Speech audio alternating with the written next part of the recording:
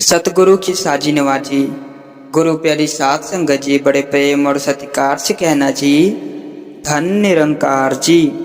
सात संगत जी, आज का टॉपिक है खुद को गरीब समझने वाले, गरीबी में आत्महत्या करने वाले। आपके लिए एक छोटा सा विचार है, कृपया बड़े ध्यान से सुने। सात संगत जी, एक भिखारी भूख प्यास से त्रस्त होकर आत्महत्या की योजना बना रहा था। सात संगत जी, तभी वहां से एक नेत्रहीन महात्मा गुजरे। भिखारी ने उन्हें अपने मन की अवस्था सुनाई और कहा, मैं अपनी गरीबी से तंग आकर आत्महत्या करना चाहता हूँ। सात संगत जी, उसकी बात सुनकर महात्मा हंसे और बोले, ठीक है, आत्महत्या करो, लेकिन पहले अपनी एक आंख मुझे दे दो, मैं तुम्हें 10 लाख रुपए दूंगा। सात संगत जी, भिखारी चौंक गया और उसने कहा, आप कैसी बात करते हैं, मैं आंख कैसे दे सकता हूँ। महात्मा जी बोले, आंख ना सही, एक हाथ ही दे दो, मैं तुम्हें 10 लाख दूंगा। सात संगत जी, भिखारी सोच में पड़ गया।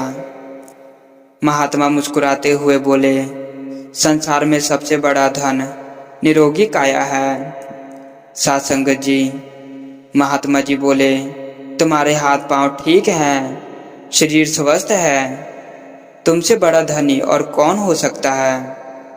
तुमसे गरीब तो मैं हूँ कि मेरी आंखें नहीं हैं, मगर मैं तो कभी आत्महत्या के बारे में सोचता भी नहीं हूँ। भिखारी ने उनसे क्षमा मांगी और संकल्प किया कि वह कोई काम करके जीवन यापन करेगा।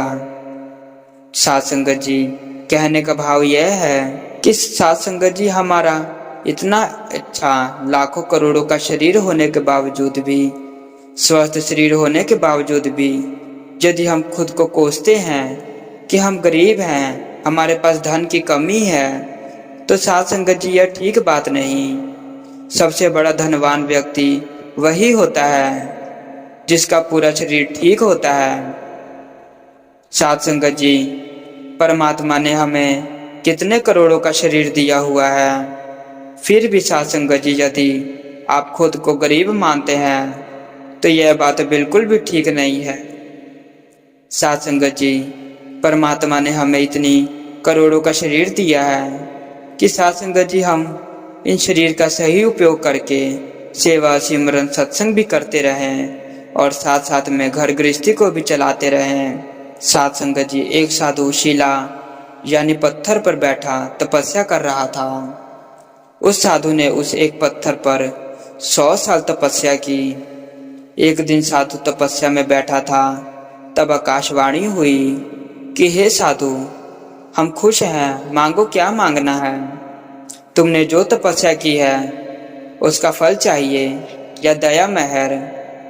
सात संगत जी, साधु को अपनी तपस्या का अहंकार आ गया था। साधु ने उस शक्ति से कहा, जी मुझे तो अपनी तपस्या का फल ही चाहिए। उस शक्ति ने कहा, ठीक है। सात संगत जी, उतने में एक आवाज और आई कि हे साधु, मैं वो पत्थर बोल रहा हूँ जिस पर बैठकर तुमने तपस्या की। और अब सुनो साधु, जब आपने हिसाब किताब की ही बात की है और अपनी तपस्या का फल मांगा है, तो आप भी मेरे ऊपर 100 साल तक बैठे हो, इसलिए अब मेरी बारी है, मैं भी आपके ऊपर 100 साल तक बैठूंगा। बाद में आप अपनी तपस्या का हिसाब किताब मांगना। सात संगत जी, भाव अर्थात ये है कि अगर हम अपनी करनी का या अपनी तपस्या का उस परमात्मा से हिसाब किताब मांगने की बात करेंगे तो एक जन्म तो क्या, 1000 जन्म लगाकर भी भजन करेंगे तब भी हम इस मालिक को नहीं पा सकते। इसलिए हमें हर वक्त इस मालिक से दया मेहर की बख्शिश मांगनी चाहिए। बख्श हे मेरे दाता, बख्श, अपने पास आए हर जीव को बख्श। हे सतगुरु, हे भूलनहार, तू बख्शनहार है, बख्श दे, बख्श दे। सात संगत जी, मन की पवित्रता, वाणी की पवित्रता, शरीर की पवित्रता, मन की पवित्रता, जिसमें ना ईर्ष्या हो, ना क्रोध हो, ना दुश्मनी हो, ना घृणा हो, ना नफरत हो, ना भेदभाव हो, ना छल हो, ना कपट हो और ना बेईमानी हो। साथ संगत जी, ऐसा ही व्यक्ति मन से पवित्र होता है। साथ संगत जी, वाणी की पवित्रता, जो झूठ नहीं बोलता, जो किसी को अपशब्द नहीं बोलता, जो किसी को रूखे शब्द नहीं बोलता, जो व्यर्थ नहीं बोलता, जो बढ़ चढ़कर नहीं बोलता, जो किसी की चुगली नहीं करता, जो किसी की आलोचना नहीं करता, ऐसा व्यक्ति ही वाणी से पवित्र होता है। साथ संगत जी, शरीर की पवित्रता, जो किसी तरह की वाणी हिंसा नहीं करता, जो चोरी नहीं करता, जो किसी तरह का व्यभिचार नहीं करता और कभी ऐसा काम नहीं करता जिससे दूसरों को दुख हो, ऐसा व्यक्ति ही शरीर से पवित्र होता है। साथ संगत जी, इस प्रकार भगवान बुद्ध ने भी जीवन में पवित्रता का महत्व समझाया। साथ संगत जी, अगर हम अपने अपने जीवन में इन सब बातों का ध्यान रखेंगे तो हम अपना जीवन निश्चय ही सफल, सुखदायी और शांतिपूर्वक व्यतीत कर पाएंगे